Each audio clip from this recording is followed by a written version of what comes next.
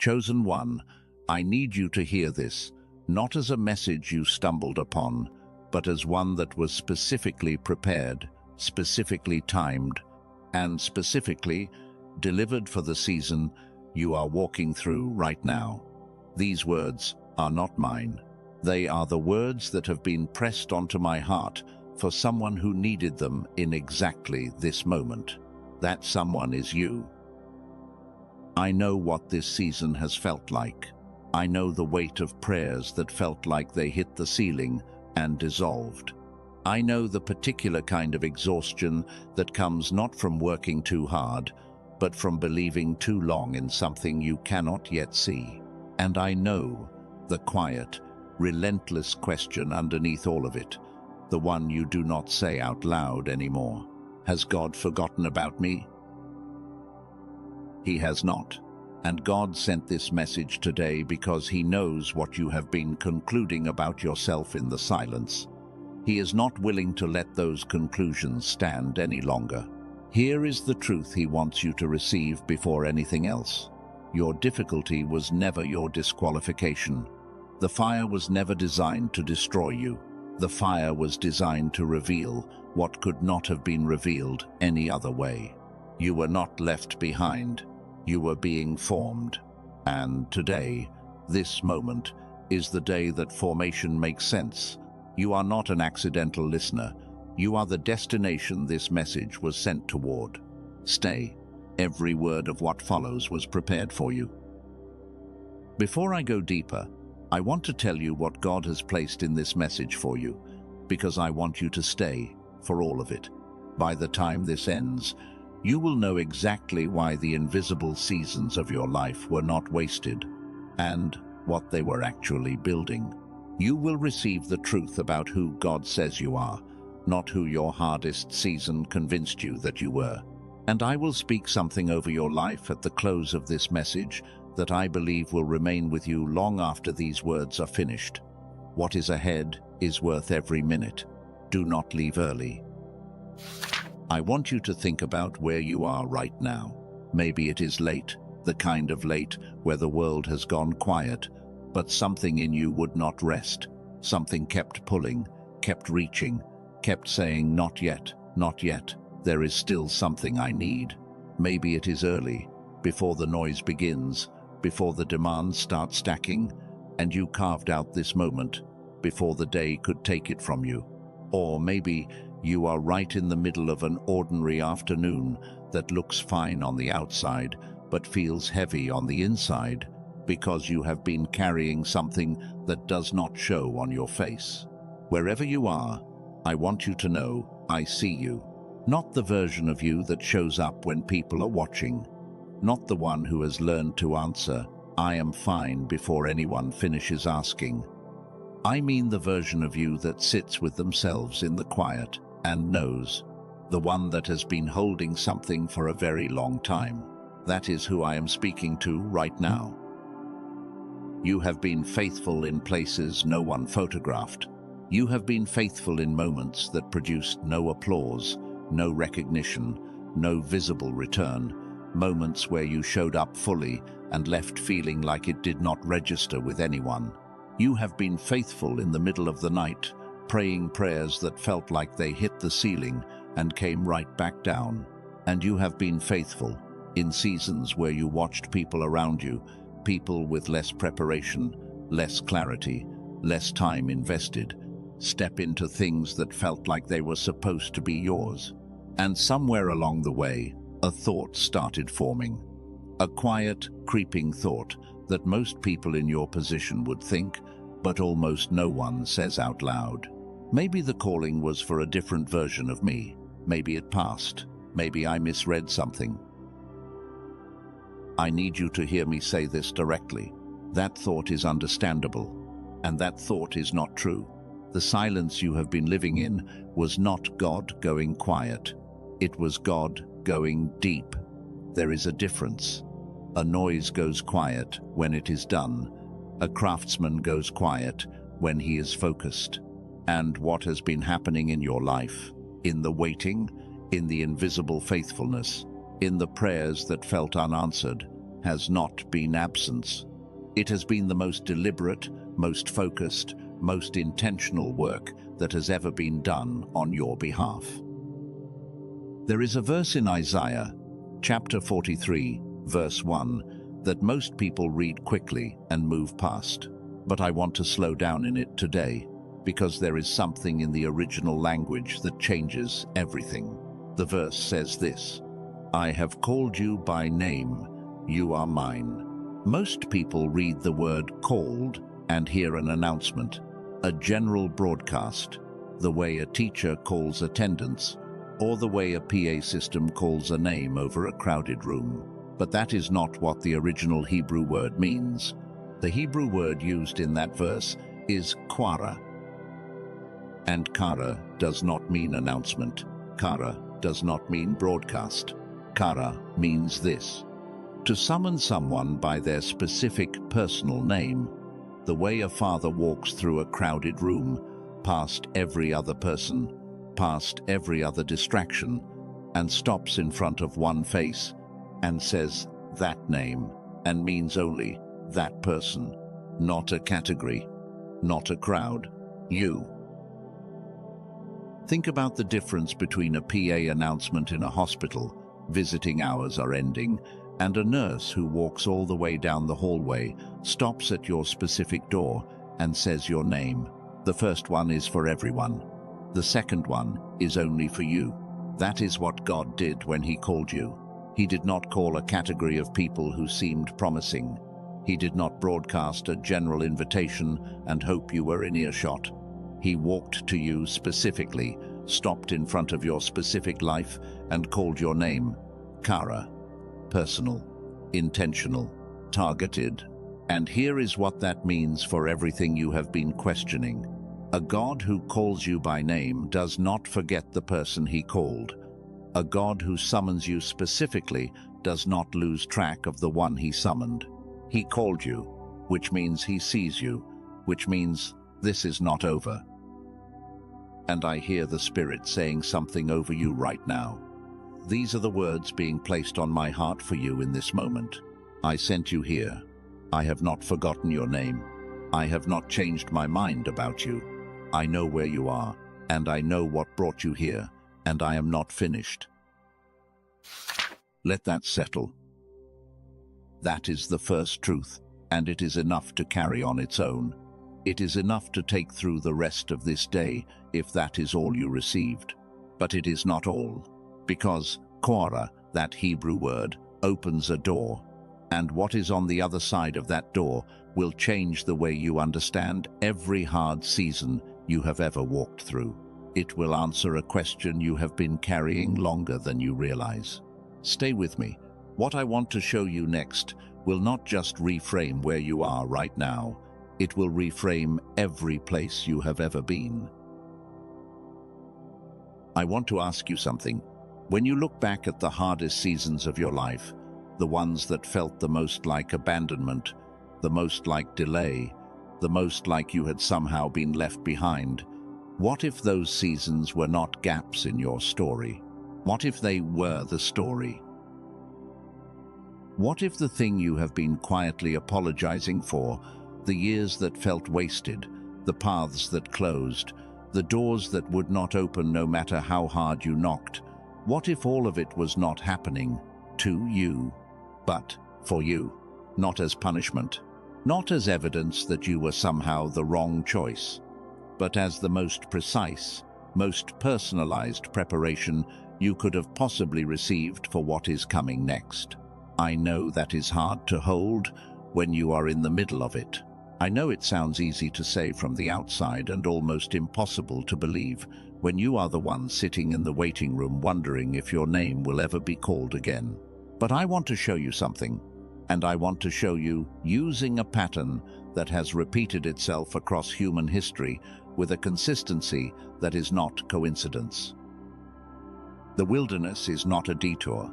The wilderness is not where your story pauses while the real version plays out somewhere else. The wilderness is where the story is actually written. And I want to give you 3 specific reasons why. Because understanding this is not about feeling better. It is about seeing clearly. The first reason the wilderness is necessary is this: it removes what cannot survive the next season. Every version of you that was built on validation, on other people's approval, on visible results, on external confirmation that you were moving in the right direction, that version cannot go where you are being sent. Not because it is bad, but because it is not strong enough for what is coming. The wilderness strips away every support structure that was borrowed and leaves only what is actually yours. What remains is what will hold. The second reason is this: the wilderness teaches you to navigate by an internal compass. When every external landmark disappears, when the applause is gone, when the visible signs are gone, when the encouraging voices have gone quiet, something has to orient you. And the wilderness is the only environment where that internal compass gets built. You cannot develop internal navigation while you are still relying on external direction. The two cannot happen at the same time, so the external has to quiet before the internal can form. By the time you step out of this season, you will not need someone else to tell you where to go. You will know. The third reason is the most important one. The wilderness is where character is forged, that cannot be forged anywhere else. There is a quality of person that only exists on the other side of having held on when everything was gone. A kind of steadiness, a depth of compassion that cannot be taught, only lived. A rootedness that does not shake, even when the ground shifts. That is not something you manufacture in comfort. It is not something that comes from a course or a program or an encouraging conversation. It comes from the wilderness, and it is forming in you right now. What felt like isolation was actually incubation.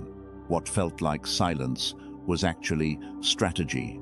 What felt like delay was actually development. What felt like abandonment was actually the formation of someone who would never need to be abandoned again. Let me show you this in a person. His name was Joseph. And I want you to understand something before I tell you his story. The pit was not metaphorical. When Joseph's brothers threw him into that pit, it was a real hole in the ground. It was dark. There was no water in it. And while he sat at the bottom, wondering what he had done, wondering what had happened to the dreams he had been given, his brothers sat above him and ate lunch. They ate lunch, and Joseph had no way of knowing, none at all, that the people eating lunch above him were, in that exact moment, unknowingly positioning him for Egypt. His years of slavery were not interruption, they were immersion. He was learning the Egyptian language, learning the culture, learning how administration worked, how households operated, how power moved through systems. Knowledge he could not have acquired any other way. Knowledge he would need to govern the most powerful nation on earth. The prison was not punishment, it was placement. It put him in direct contact with people connected to Pharaoh's household, the exact people who would eventually reach down and pull him out into his purpose. His brothers thought they were ending his story. They were writing the chapter that made everything else possible. The environment that feels like a prison may be giving you something right now. A fluency, a language, an understanding of something that will matter enormously in the season that is ahead of you. You are not stuck. You are being educated in a classroom that has no equivalent anywhere else. Not punished, not abandoned, not forgotten. Prepared. I want you to think about a navigation system for a moment. When a GPS recalculates, when the route you are on closes, and the system says, recalculating, it does not say, you failed. It does not say, you should have taken a different turn miles back, and now everything is ruined. It simply recalculates. And here is what most people do not realize. The new route, the one that looked like a detour, the one that seemed longer and less direct than the original, is often not a backup plan. It is the plan. The original route was closed for a reason the driver could not see from inside the car, a reason that would have created real problems if the driver had insisted on staying on it. Your life has been recalculating, and what looked like wrong turns, what felt like being rerouted away from where you were supposed to be, has been bringing you towards something your current vantage point cannot fully see yet. Hold that thought. We will come back to it. Right now, in this season, there are signs that this formation is active and almost complete, and I want to name them for you, because I believe some of you will hear these and feel something recognize itself. The first sign is a changed sensitivity to environments and people, things that used to be bearable, relationships that used to feel normal, conversations that used to feel fine, have started to feel draining in a way you cannot fully explain. You used to be able to stay longer, give more, absorb more, but something in you has started to pull back, not out of bitterness, but out of a deep inner knowing that certain things no longer match who you are becoming. This is not you becoming cold. This is your spirit, recognizing that you cannot carry what is coming if you are still weighted down by what is not yours. The second sign is vivid, searching dreams, not nightmares, something different. Dreams where you are looking for something you cannot name, moving through spaces that feel strangely familiar, sensing that you are close to something important even as it stays just out of reach. These dreams have more texture and more detail than ordinary ones. They stay with you into the morning, sometimes into the afternoon. Your spirit is active in ways your waking mind has not yet caught up to. The third sign is a pattern of confirmations, moments of unusual alignment that keep repeating in your daily life, a number you keep seeing at exactly the right times, a phrase overheard in a passing conversation that answers a question you were holding privately, a song that plays at the exact moment you needed those specific words. These are not accidents, these are signals, confirmation of what God has already spoken over you. The fourth sign is an intolerance for performances you used to maintain without effort. Conversations that used to feel easy now feel hollow. Environments that used to feel comfortable now feel suffocating. Social rhythms that used to require no thought now cost more energy than you have. You are not becoming antisocial. You are becoming discerning. There is a version of you that is being protected right now, protected from things that would dilute what is being built inside you. And your spirit knows it, even when your mind has not yet found the language for it. The fifth sign is a quiet, unshakable sense that something is about to shift, even on the days when external evidence says nothing has changed, even on the days when the waiting feels the longest and the silence feels the heaviest. Underneath all of it, underneath the exhaustion and the doubt and the questions, there is a knowing, a certainty that does not fully go away, no matter how hard the season presses. That knowing is not wishful thinking. That knowing is your spirit telling you what it already perceives. If you are experiencing even two of what I just described, I want you to do something right now. In the comments, type 444. That is the number of foundation and stability, the number of someone standing on ground that was being prepared long before they arrived. Type 444 if you recognized yourself in what I just named. You are in the formation season, and it is almost complete. Before we continue, I want to pause for a moment. What I am sharing in this message was prepared for you, but there is someone in your life who is walking through this exact season right now and has never had it named. They do not have the language for what they are carrying. Your like, gently, right now, sends this further, not for a channel, for a person who needs to hear that they are not forgotten. Formation is the second truth of what God sent me to share with you today, but there is still something underneath it, something larger, something more specific, something that answers not just why the formation was worth it, but who you, actually, are on the other side of it. And before I can show you that truth, I need to name something first, because there is a pattern inside you that will try to block you from fully receiving what comes next. And we cannot walk into the most important part of this message without addressing it directly. Stay with me. What is ahead is the reason God specifically sent this message to you today.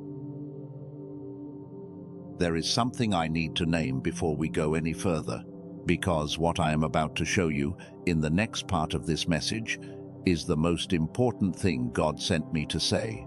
And there is a pattern inside you, one that has been with you for a long time, that is going to try to block it from landing. I want to name it first, because naming it removes its power.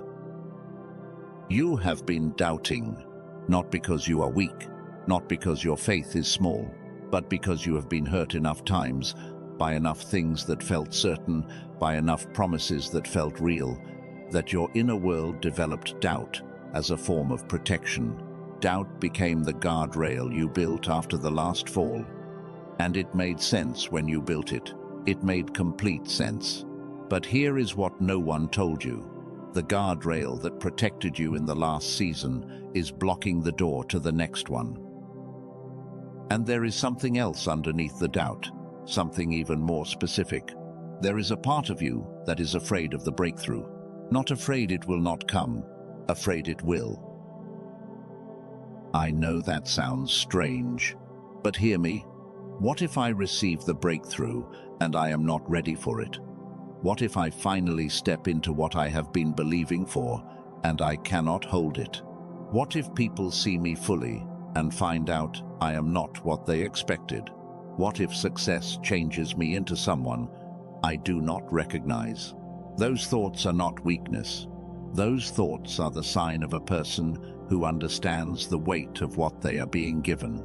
The people who crashed, the ones who received elevation and could not carry it, they had no fear because they had no awareness of what they were holding. Your fear is different. Your fear comes from knowing that what is coming actually matters. And that kind of fear is not a warning to stop. It is evidence that you are ready. So, right now, I want you to do something with that fear. Not push it away, not analyze it, just this. In your mind, imagine placing everything you are afraid to receive, every what if, every I am not ready, every who am I to think this is for me. Imagine placing all of it into an open hand in front of you, not throwing it away, just holding it, letting it be seen. Because a fear that is held openly is a fear that has lost its grip.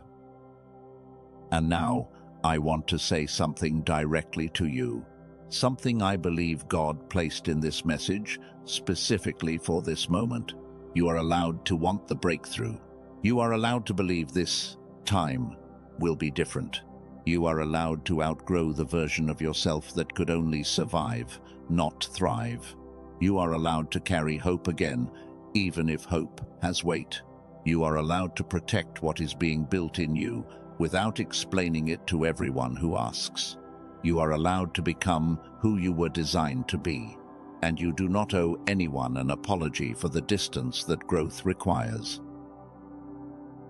You are allowed to receive what God personally sent.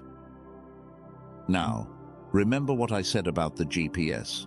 I told you to hold that thought, and I want to come back to it now, because there is one more dimension to it that changes everything. The GPS does not just recalculate when you go off route. The GPS keeps calculating even when you are sitting still, even when you feel like nothing is moving, even when it looks from the outside like the car has not gone anywhere. In the background, the system is working. It is accounting for traffic patterns you cannot see. It is accounting for road conditions further down the route. It is holding the destination in place. While you wait for the moment, it is clear to move. Your life has been recalculating for longer than you realized. And every step you have taken, even the ones that felt like wrong turns, even the ones you would not have chosen, has been bringing you to this exact intersection, this conversation, this moment. The route was never broken. It was always bringing you here. Now, I want to show you something that will connect everything we have been talking about. Because Kara, that Hebrew word, the idea that God calls you by your personal, specific name, raises a question that most people never stop to ask. If God called you by name, if He wired you with specific purpose, if He placed a calling in you before your life began, then why does it feel, for so many chosen ones, like accessing that calling gets harder with time, not easier? Why does the clarity that came naturally in childhood feel like something that has to be fought for now? Why does the connection to your own deeper knowing feel like it is behind glass sometimes, visible but just out of reach? The answer has to do with frequency, and I mean that in the most literal sense. Scientists who study the brain have spent decades measuring how it operates across different states, and what they have found is that the human brain does not run on a single setting. It moves through different frequencies depending on what a person is experiencing, what they are feeling, what kind of environment they are in. And here is what the research from institutions like MIT, Harvard, and Stanford has shown consistently. The frequency that correlates most strongly with creative breakthroughs, with rapid learning, with intuitive knowing, with the experience of being in what scientists call a flow state. That frequency is called gamma. Gamma is not complicated to understand. Think of it as the brain's highest gear, the gear where things click, where solutions appear, where you see connections others miss, where the answers come before you have fully finished asking the question. Children operate in gamma naturally. Watch a child who is deeply engaged in something they love, and you are watching gamma in action. The speed of uptake, the joy, the total absence of self-consciousness, the effortless creativity. That is not magic. That is a brain running in its highest frequency. And here is what the scientists call the decline effect. By the time most people reach their early years, the demands of survival, the pressures of systems that reward compliance over creativity, the accumulated weight of not being fully seen, begin to suppress gamma. Not eliminate it, suppress it. The frequency is still there, but something is sitting on top of it, something heavy, and it muffles the signal. For most people, this suppression is difficult. For chosen ones, it is devastating, because chosen ones were born with gamma stronger than average. The reason you learned so quickly as a child, the reason you felt things so deeply, the reason you had intuitions that other people did not and could not explain, the reason the world called you sensitive, or intense, or too much, that was not a personality trait. That was gamma. And the gap you feel right now, the distance between who you used to be and who you are now, between how easily things came once and how hard they feel today, that gap is not a failure. That is not evidence that something broke in you. That is the gamma gap, and it is not permanent. I want you to do something right now, a simple check. I call it the frequency audit. Ask yourself these 3 questions. You do not have to write anything down. Just let the answers come. Where in your life do you feel most like yourself? Not most productive, most yourself. When was the last time you were in a state where things felt easy and connected and right, even briefly? Where were you? What were you doing? And what is draining you most right now? Not the obvious things, the subtle ones. The obligations that feel like they are pulling you away from something, though you cannot always name what. Those answers matter, because they are showing you where your gamma is trying to emerge and what is suppressing it. A neuroscientist named Dr. Robert Lake spent 34 years studying brain entrainment, which is the science of using sound frequencies to guide the brain into specific states. He studied what MIT, Harvard, Stanford, Princeton, and Berkeley had published on gamma activation, and he spent years compressing that research into something that did not require expensive equipment or years of disciplined practice. What he created is called the Genius Song. It is a 7-minute audio track designed to be listened to through headphones that uses precise sound frequency technology to guide the brain toward gamma, not to force it, not to manufacture something artificial, but to remove the suppression, to lift what is sitting on top of the frequency that was always yours and let it come through. 7 minutes, once a day. That is it. I want to be honest with you about this. This is a tool. It supports the work, not replaces it. The calling God placed in you is yours. The formation you have walked through is yours. No audio track does that work for you. But what it can do is help your brain return to the frequency where receiving, where clarity, where alignment become natural again, rather than something you have to fight for. 18,366 people have used it.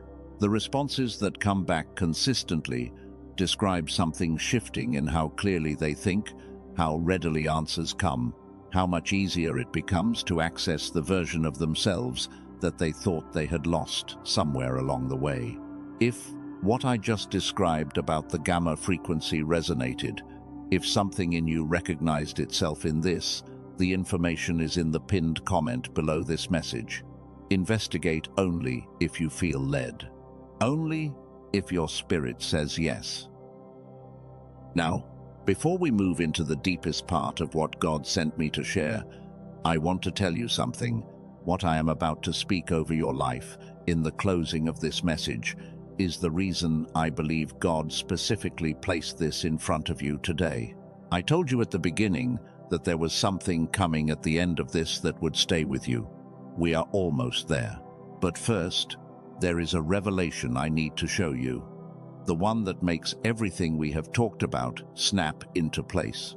The one that answers the question underneath all the other questions.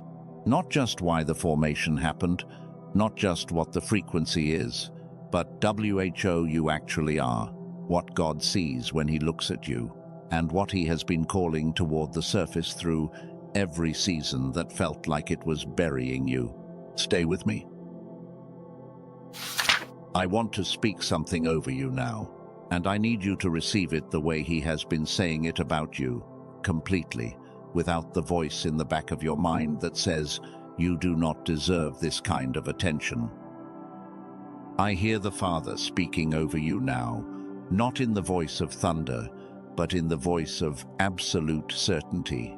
This is who I made you to be, not the tired version, not the doubting version, not the version the world shaped through disappointment, the version I designed, the one I named before your life began. That version has never left you.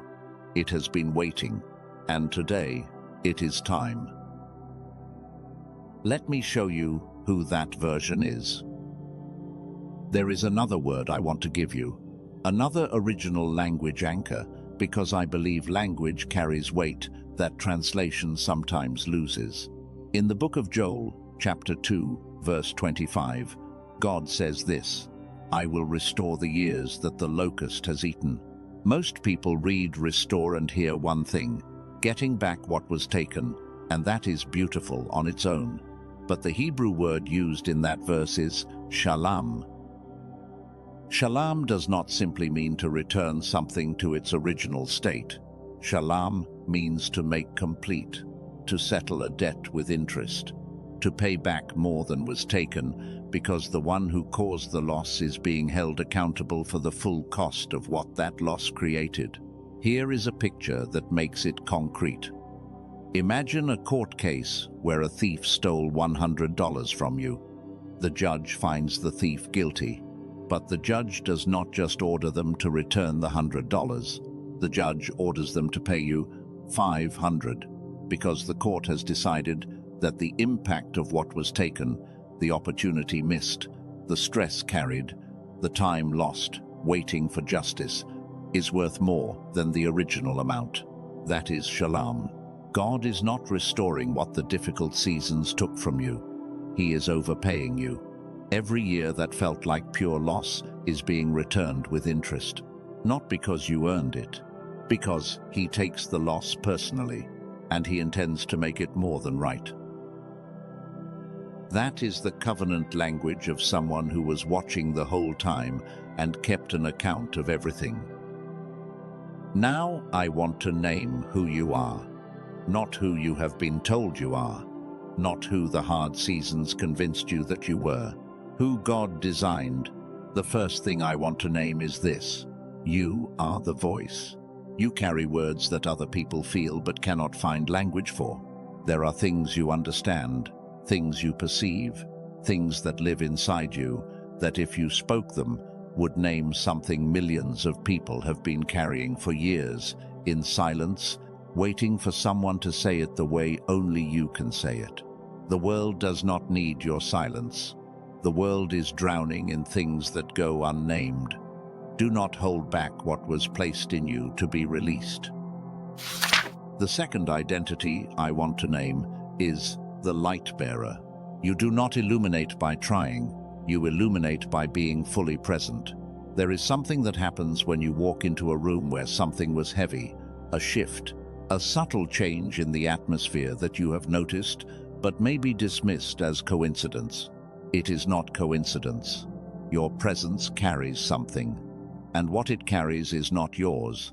It was given to you, and it is meant to move through you into the spaces you occupy. Stop dimming yourself to make rooms more comfortable. You were placed in those rooms for a reason. Third, you are the seer. You perceive things before they are visible. You have always known things you could not explain. A sense about a situation before it fully played out. A read on a person that turned out to be right. An awareness of what was coming before anyone else could feel it. The world often called that sensitivity. Sometimes it called it anxiety. Sometimes it told you to stop overthinking. That is not overthinking. That is sight. And sight is not a liability. Sight is precision. And the world needs people who can see what is coming before it arrives. Fourth, you are the cycle breaker. Something ends with you. A pattern that has moved through your family, through your environment, through the relational world you grew up in. A weight that has followed longer than anyone has named or traced. It stops here, with you. In this season, you did not choose to carry it, but you were chosen to be the one it ends with. And there is a dignity in that, even when it is exhausting.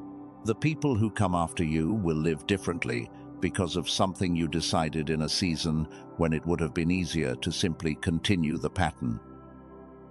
And fifth, you are the spiritual warrior. You are still here, after everything, after the seasons that should have broken you, after the moments where giving up would have been completely understandable, after the nights where the silence felt like an answer you did not ask for. You are still here. That is not stubbornness. That is what warriors do. They hold ground when everything says, release it. And you have been holding ground, faithfully, quietly, without applause, for this exact moment. You are named, you are commissioned, you are sent.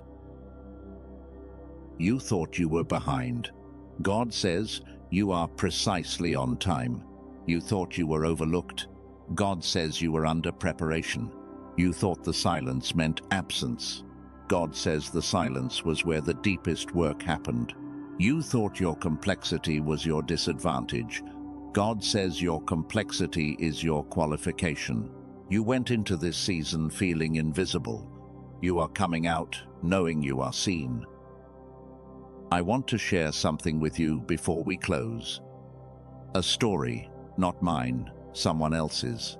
About 8 months ago, a woman who had been walking the path you are on reached what she described as the end of what she could carry. She had been faithful for years, in a calling that produced almost no visible fruit. She had prayed, she had waited, she had watched, and she had reached the point where she told herself that if nothing changed soon, she was going to step away from everything she had believed for. Instead of stepping away, she made a decision. 30 days of silence. No performing for anyone. No explaining herself to people who did not understand. No defending the direction she felt called toward. She went inward when everything in her wanted to go outward and fight for herself. She used that season to recalibrate, spiritually and in the frequency of how she thought, how she spoke to herself, what she let in and what she kept out. On day 27, she received a call from someone who had been watching her quietly for 2 years. They offered her a platform she had never applied for, one that reached exactly the people she had always felt called to serve. She had not promoted herself. She had not campaigned for visibility. She had prepared in silence, and she was promoted in public.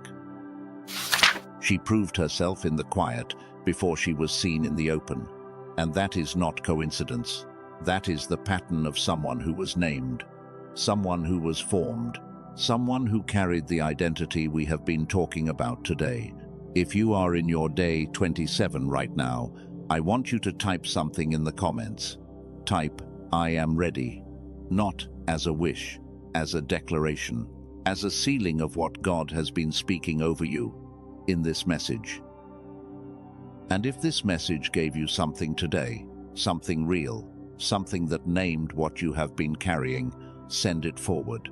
Someone in your life is in their waiting season and has never had it named. Let this reach them. Your act of sending it is not about numbers. It is about the person on the other side who is sitting where you were sitting when this found you. We are almost at the end of this message. And I told you at the very beginning that before we finished, I was going to speak something over your life. I am not going to rush past it. I am going to give it the space it deserves. But first, I want to bring together everything we have walked through today. Because these were not separate messages. They were one truth, told from 3 angles.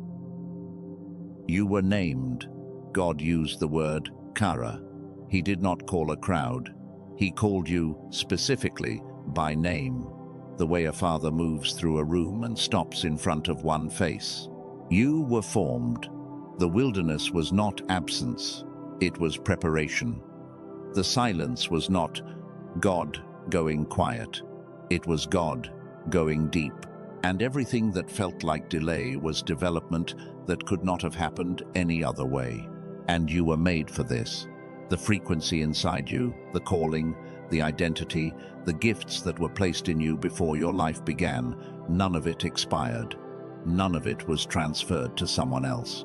All of it is still there, still active, still yours. Now that you know you are named, I want you to move differently. Stop explaining your journey to people who were not assigned to understand it. Move with the confidence of someone who was personally called. Now that you know the delay was formation, stop carrying guilt for the years that looked quiet. Those years were not wasted. They were working. Now that you know who God made you to be, start receiving from that identity rather than performing for it. You are not earning your way toward it. You are stepping into it. And that is a different posture entirely. I want to give you something practical to carry into tomorrow. I call it the resonance check. It is simple, and it works, because simple is what actually gets used.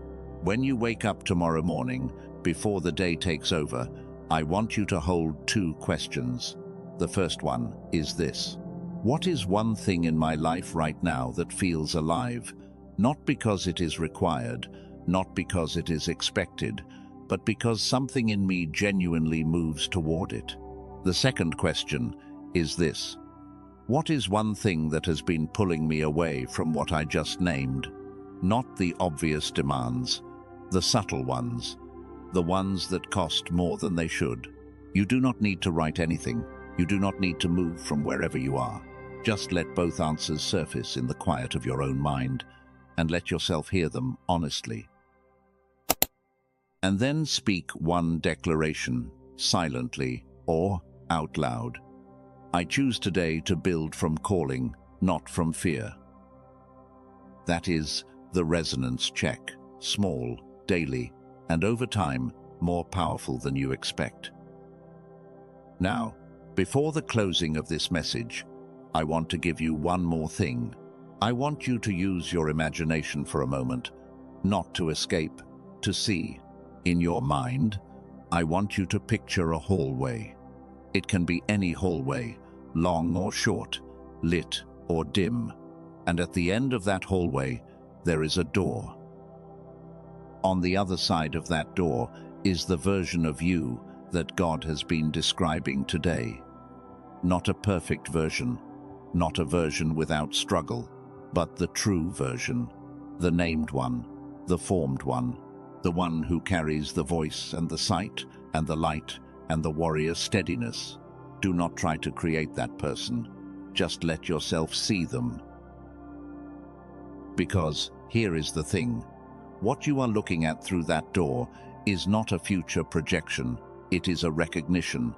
That version of you was never gone. It was never destroyed by the hard seasons. It was waiting, quietly, faithfully, the same way you have been waiting. Let the weight of that settle into you. That door is not locked. Now I want to close this message the way it was meant to be closed, not with information, with something over your life. I want to start by saying thank you. Thank you for the courage it took to stay for all of this. Not everyone does. You did. And the fact that you are still here at the end of this message is not an accident. It is consistent with who you are. You have always been the one who stayed when it would have been easier to go. And I want to acknowledge something. God saw every quiet moment of faithfulness you have lived through. Every night you prayed when no one was watching. Every time you chose to stay in your integrity when a smaller version of yourself would have let it go. Every act of kindness you extended to people who did not give it back. Every time you protected your calling without explaining it. Every morning you got up and kept going when the previous day had done its best to convince you to stop. Nothing was missed. Not one moment. Not one prayer. Not one act of quiet faithfulness. He witnessed all of it, and he has kept an account.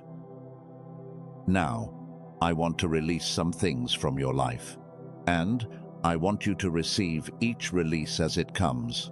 The belief that you are too late for what God promised you. Release. The identity that was built around what you survived instead of who you actually are. Release. The habit of measuring your progress against timelines that were never designed for your path. Release. The guilt for outgrowing relationships and environments that could no longer carry who you are becoming. Release. The doubt that moved in during the waiting and made itself at home. Release. The fear of being fully seen in the capacity God placed in you. Release. The ceiling you inherited from other people's limitations. The one you have been bumping against for years, the one that was never meant to be yours. Release. The version of yourself that was shaped entirely by what you lost, rather than by what you were given. Release. It is gone. We are not carrying it forward. Now, I want to call something forward. The voice that has been holding back what it was made to speak. It is time. Speak, write, create. Say the thing you have been protecting in silence. The world needs what only you can say, in the way only you can say it. The light bearer who has been dimming in rooms, in relationships, in spaces where you thought your full brightness was too much. It was never too much. Rise to full. The seer who has been doubting what they perceive, who has been second-guessing the knowing that comes before the evidence. Trust it. It is not anxiety. It is accuracy. The cycle breaker who has been carrying the weight of what ends with them. You do not carry it alone from this point. The decision has been made. The pattern stops here, and what comes after you will be different because of this season. The spiritual warrior who has been holding ground in silence, without applause, without recognition, without any visible sign that it was working. Every moment of it was working. I am calling forward the right relationships into this next season of your life, the connections that carry the same language, the people who will not require you to explain yourself because they already understand, the collaborators, the companions, the community that matches where you are going, not where you have been. I am calling open the doors that disbelief has kept shut. Doors that were built for you specifically, doors that have your name on them, doors that have been waiting for you to walk toward them with the confidence of someone who knows they were called. And I am asking that what is being built in this season be protected, covered from premature exposure, covered from the voices that say, it is not real, it is not ready, it is not enough, covered from self-sabotage, the impulse to blow up what is good because good has felt dangerous before. What is being built in you is real, and it will hold. I hear the Father sealing this now. It is done. Rise. I am named. I was formed. I am sent. I am the one God designed for this season, this generation, this specific assignment that no one else can carry the way I carry it. I will not shrink from it. I will not wait for permission that was given before my life began. I rise, I receive, I walk. Right now, all across the world, chosen ones are receiving this same word. Someone in a different time zone is sitting in their own quiet and hearing the same truth that was just spoken over you. You are not alone in this. You are part of something that is rising across generations. A people who were formed in the wilderness and are stepping into what was always theirs. If you know someone who is in their silent season right now, someone who has gone quiet, someone who is faithful in places no one sees, someone who has been holding on longer than anyone realizes, this is their message. Share it with them, not to grow anything, but because that person has been waiting for someone to tell them what God just told you. Do not say amen yet.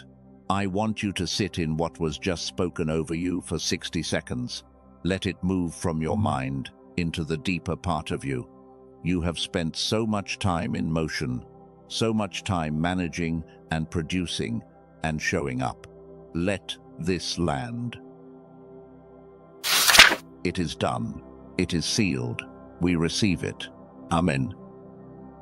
If this message found you at exactly the right moment, if what was spoken today is something you want to keep receiving, stay connected to this space.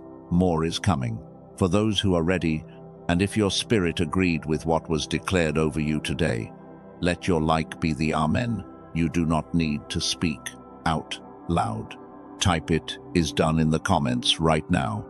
Not as a feeling, as a fact, as a seal over everything God has placed in you, everything He has been building through every season that felt like it was costing you more than it was worth. You were not here by accident, and this is not where your story ends. This is where it truly begins.